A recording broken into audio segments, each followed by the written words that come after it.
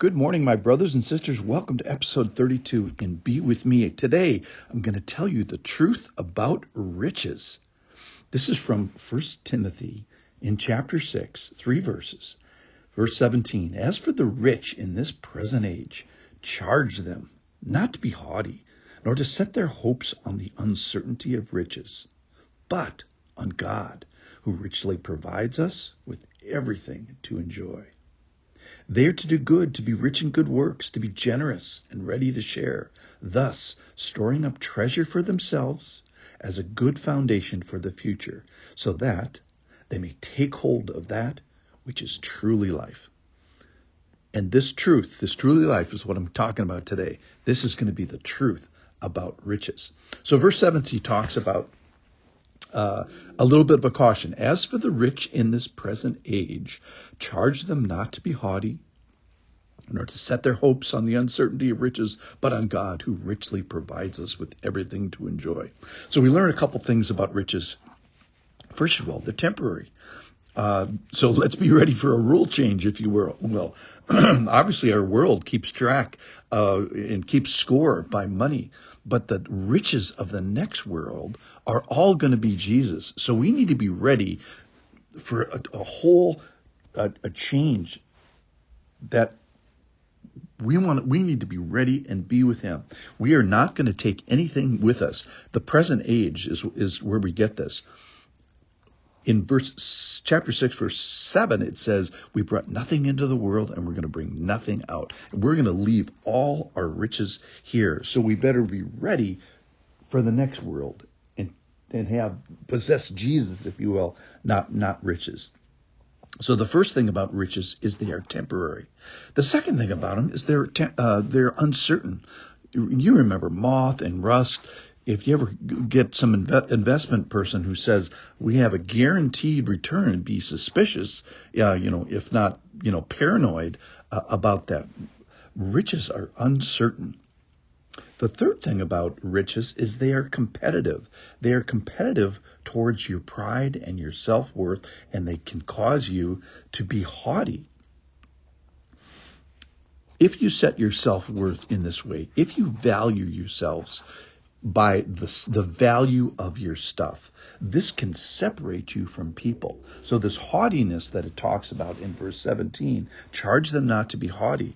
What that means is high-minded, lofty in thoughts. Specifically, it means I am above you, rather than the Christian concept, which is I come to serve.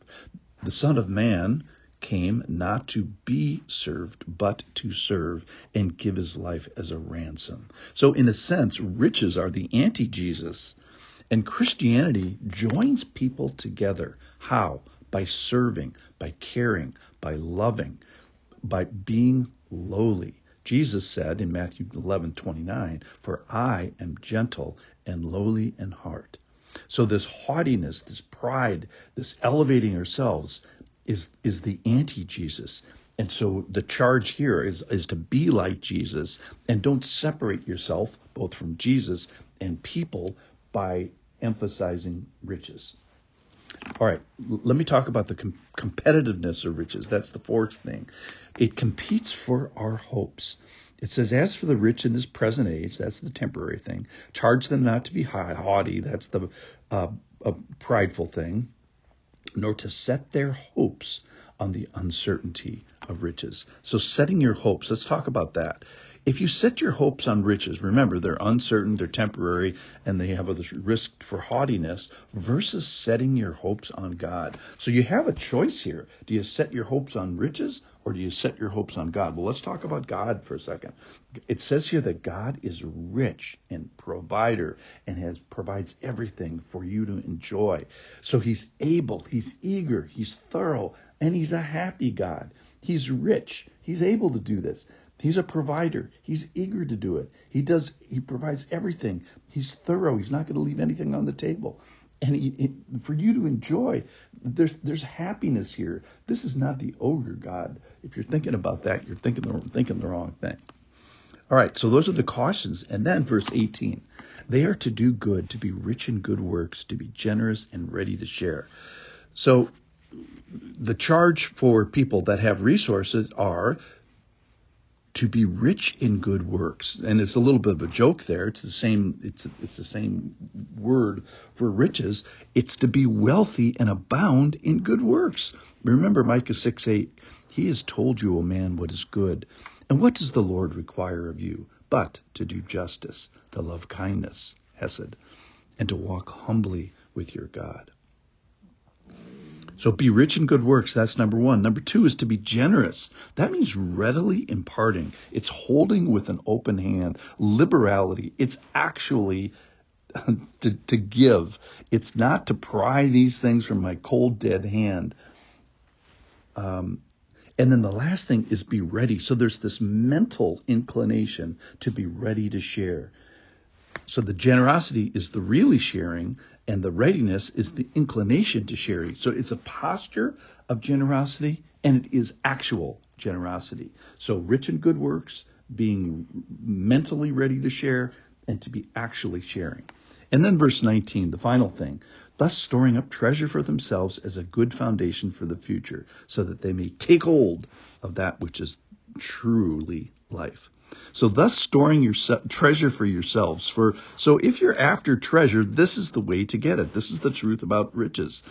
Give away your good works. Give away your sense of hoarding. Give away your isolation from people. And set a foundation for the future. This hints at, how we get to be a holy person. Let's take hold of this, which is true life. This is the real deal. This is the unvarnished truth. And all the stuff is the truth about riches. We had cautions from earlier in chapter 6. Don't wander away from the truth. Don't pierce yourself with many pangs by the love of money. And the charge here today is to be rich. Be rich in your activity. Be rich in your generosity with your hands. Actually be generous. And be ready. Be mentally inclined to be generous. Remember, riches are temporary. They're uncertain. They can cause haughtiness and separation. And they compete for our hope. So let's set our hope in God, who is by being rich in good works, being generous and being ready. Let's take hold of this truth. This is the truth about riches. Let's take hold of it. Thanks for listening.